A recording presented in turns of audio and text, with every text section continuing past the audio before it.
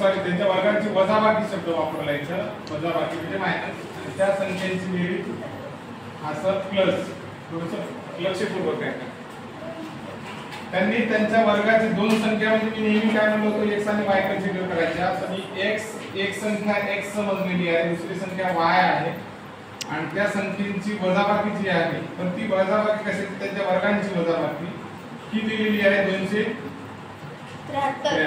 ठीक आहे, एवढं कळलं. वर्गांची वजाबाकी पहिल्यांदा वर्ग घेतला मग वजाबाकी केली. पुन्हा त्या संख्येची बेरीज म्हणजे कोणत्या x आणि y या संख्येची x आणि y या संख्येची बेरीज 39 आहे. 39 एसटी याचा प्रश्न आहे 2018. हे असा प्रश्न नेहमीच येते आपल्याकडे. दोन प्रश्न असेच होते सेम स्कॉलरशिप मध्ये. बघा आता हे जे सूत्र आहे आपलं x² - y² पाठ करा म्हणतो फॅक्टरायझेशन मध्ये होतं. x + y आणि x - y हे त्या सूत्राचं हे आहे सूत्र आहे.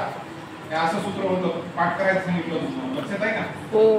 मग आता पहा हे म्हणजे असं म्हणता येईल का हे याच्या जागी हा जर भाग टाकला चालेल का x + y आणि x - y बरोबर 273 इथपर्यंत कळलं बाळांनो. 273. आता जरा असं निरीक्षण करा बरं रे. या बॉक्सला थोडंसं निरीक्षण करा. x + y ची किंमत इथं दिली का x + y हे एवढी दिली. मग इथं टाकू शकतो का मी ते? 39 नावाची किंमत इथं टाकतो 39 आणि हे x - y आणि बरोबर 273.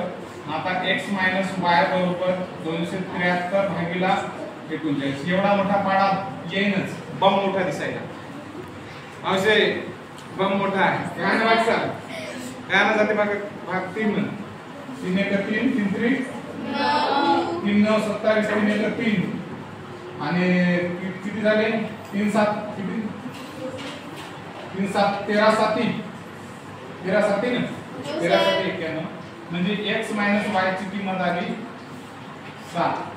आता याला क्रॉस करा x - y ची किंमत आली 7. बरं हे आलेली किंमत पाच समीकरण बनवण्यासाठी काय करतात x + y ची 29 आहे आणि x - y ची किंमत आली 7. याच्यावरून समीकरण बनवायचे बेरीज करायची. काय आहे हे y कटलं की नाही?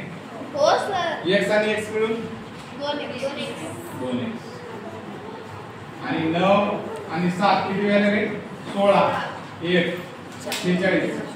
x बरोबर 46 भागिले 2 2 2 4 बेरीज 6. x बरोबर 23 आले. x ची व्हॅल्यू 23 आहे. आता याच्यात एवढ्या याच्यात x ची व्हॅल्यू 23 इथं सापडते. सापडलं. पण आणखी थांबायचं आपण थोडंसं वेगळं करायचं की आपलं हे जे समीकरण आहे x अधिक y बरोबर 39.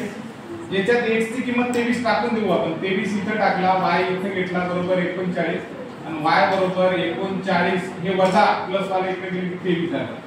9 3 गेले 6 राहिले 3 2 गेला 1 राहिला. काय आलं y बरोबर 16. y बरोबर 16 आलं. अशा पद्धतीने समीकरण सोडता येईल. लक्षात आलं का?